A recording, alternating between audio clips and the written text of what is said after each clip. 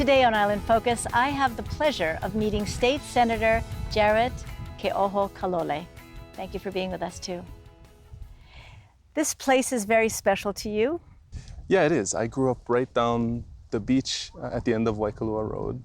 I'm really happy to see it coming back to life. And I think you were sharing earlier that your family's history also is on these grounds. The chants around about this place and this area speak about chiefs that my family's descended from. And so I like to think that, we've been here the whole time. And so I think it's an honor to be representing this area and responsible for these places. So as a newly elected state senator, what are you finding are some of the opportunities for this district to be heard and seen at the state capitol? For our side of the island, connecting the resources that we have available here to the people. We have lots of young people that need jobs, that are looking for opportunity, and we have lots of resources like this fish pond and many others in the bay that are underutilized resources. And they used to be abundant resources for the community that fed lots of people. And I think that we need to get back to that. So how is that conversation received?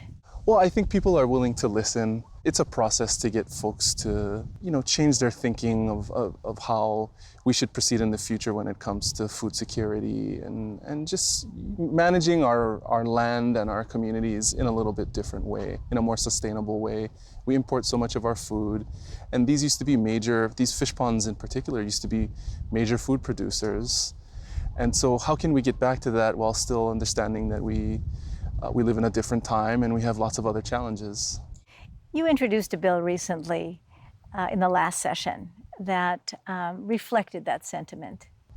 Yeah, so it was actually my first piece of legislation that passed through the legislature, and it allowed community groups to organize and more easily refurbish fish ponds around the state that have fallen into disrepair to try and pursue efforts like the ones that are going on over here for education, but also for food sustainability, just getting folks back out on the land, working with our natural resources.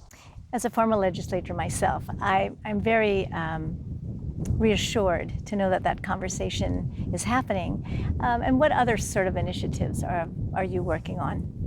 A lot of these efforts are related to stewardship of our land, but we also have to recognize that we're responsible for our people as well. Often the homeless issue on the windward side is underappreciated and underreported.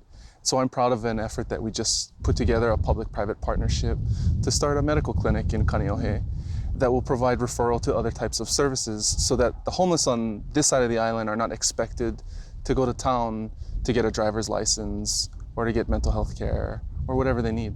It seems logical, Yeah. especially coming from the perspective of this windward side of the island that really has communities. We have, lots of newcomers on the windward side, but there are a lot of old families, and the community really is still intact and really tight-knit. And that's what I like about this place. And in a lot of ways, it still is the way it was when I grew up. So I think part of my responsibility is making sure we keep the nice parts of our community remaining nice, but also figuring out ways to take care of ourselves as a community. Well, your home base here must have been an inspiration for you to run for office. What's the one thing that you would like to be known for?